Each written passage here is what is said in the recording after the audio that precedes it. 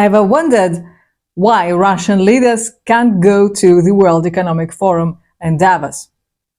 This video looks at Russia's rocky relationship with this powerful event and its global goals. Again, Russia isn't part of Klaus Schwab's group. Does the Kremlin mind? Such a disappointment. We are exploring different views of this group of top politicians and CEOs. Get set for a deep dive into the clash of ideas between Russia and Davos. We will cover big topics like corporate power, wealth gaps, and how world groups work. Is the forum just for the rich to rule, or can talking with Russia help fix things? Join me as we explore thought-provoking questions, examine blind spots, and gain refreshing insights. Understanding different worldviews is the only way to make progress. Hit subscribe and let's get started. The snowy mountains of Davos will host no Russian dignitaries for the second consecutive January as the World Economic Forum continues to exclude Moscow because of the conflict in Ukraine. But the Russian envoy insists it is the elite gathering that loses out, not the Kremlin. President Putin has never hesitated to denounce the World Economic Forum's unchecked ambition for one world government ruled by multinational corporations and billionaire philanthropists.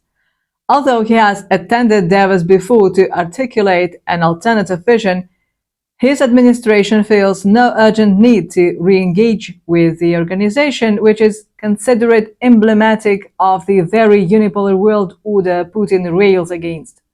It is not surprising then that Ambassador Garmonin dismissed the Davos 2024 conclave as increasingly divorced from reality, speculating that the upcoming summit may amount to cheering on President Zelensky's unrealistic demands for Russia's total capitulation.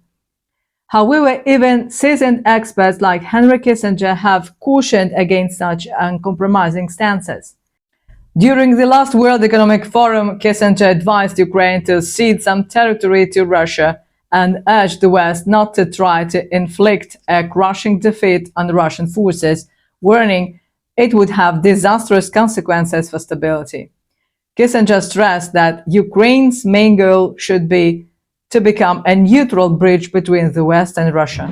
Kissinger also cautioned the US against a direct confrontation with China over Taiwan, saying Taiwan cannot be at the center of negotiations between the US and China.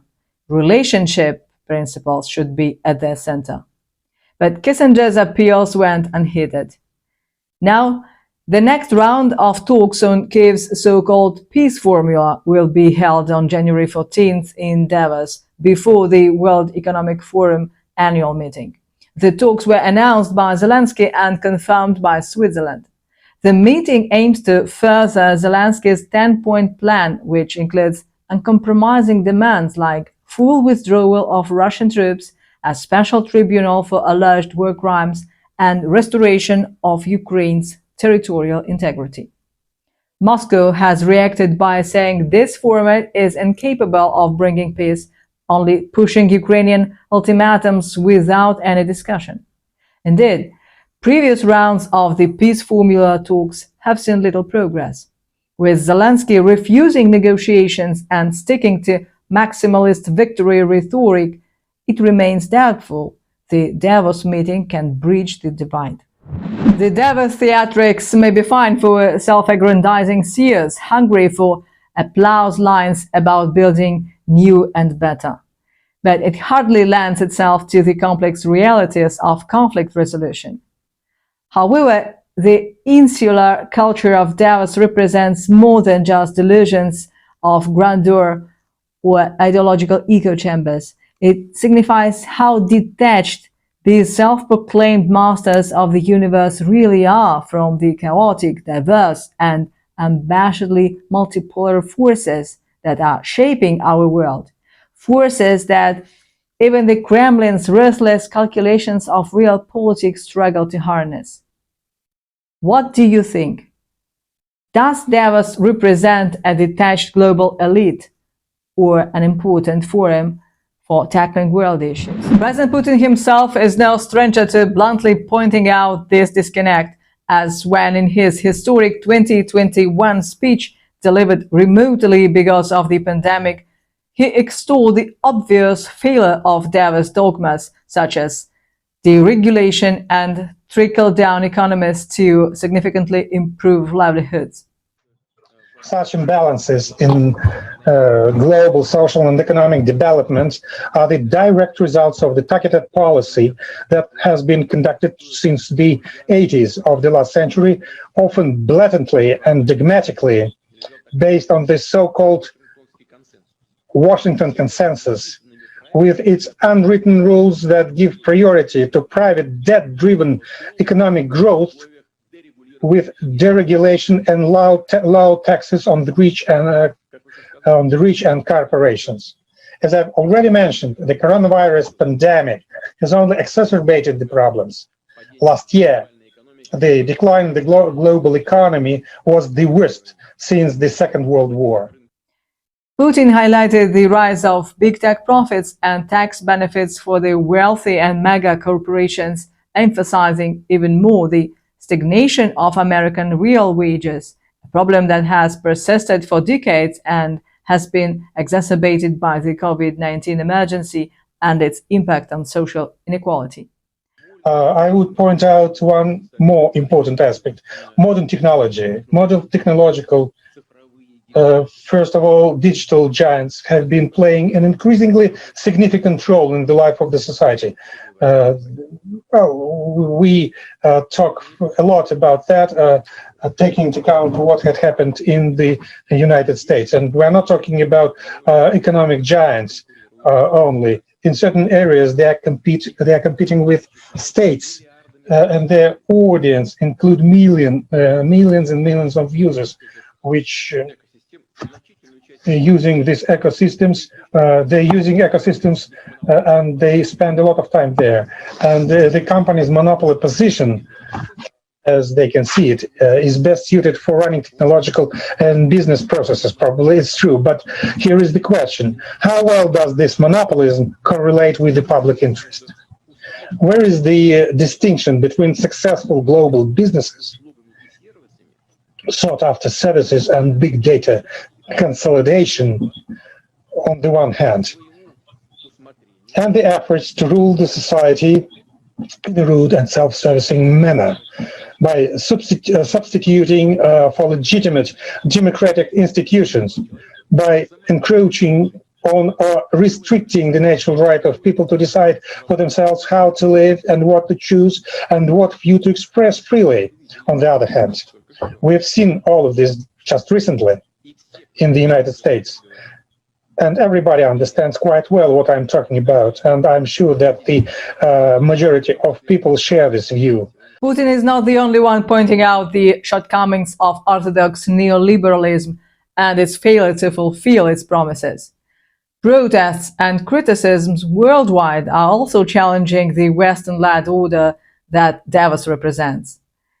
However, in order to address blind spots and find genuine solutions, it is crucial to have humility, a quality that is often lacking among prominent figures at Davos who believe in their essential leadership. The exclusion of critical perspectives like Russia's only reinforces the ideological bubble. At the time, some critics claim that Putin's efforts to combat uncontrolled corporate power were insincere, considering Russia's own issues with oligarchy. However, dismissing his arguments as hypocritical overlooks the core of his position. Putin effectively shows that a nation can protect public welfare and sovereignty while also encouraging foreign investments on fair and equitable terms. Do you agree that Putin's critique of unchecked corporate power contains validity despite Russia's own oligarchic system? Or it is pure hypocrisy? Yet Davos to this day prefers isolation to introspection on the rifts that his herbs often aggravates, fleeing to the Alps to pander to the pretense of governing world affairs from a utopian removal devoid of fact. However, if one judges his conduct, Putin's broadsides should unsettle Davos elites at a crossroads moment for the world order they oversee, forcing uncomfortable questions about the legitimacy and failures of politics. But the Davos man is in no mood for reflection that would challenge paternalistic assumptions of governance by beneficent powers. If we continue to isolate ourselves on the global stage, the divide between the ideas and visions shared at Davos and the complex reality of a world with multiple power centers will only widen. Disregarding Putin's warning about the rise of populism could have serious consequences for all of us. The divide between Davos and Russia reveals much about our multipolar world. Differing perspectives exist, yet multiple understanding is key.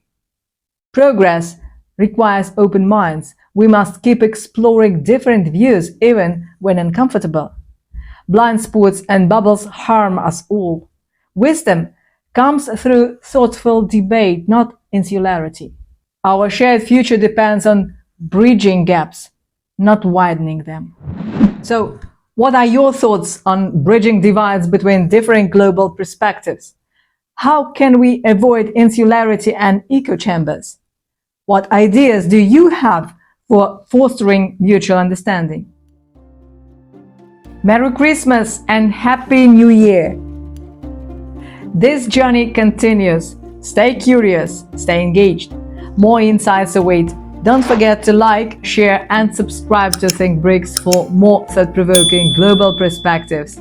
You can also follow us on social media. Links are in the description below. Until next time, keep an open mind and keep thinking, even in Christmas.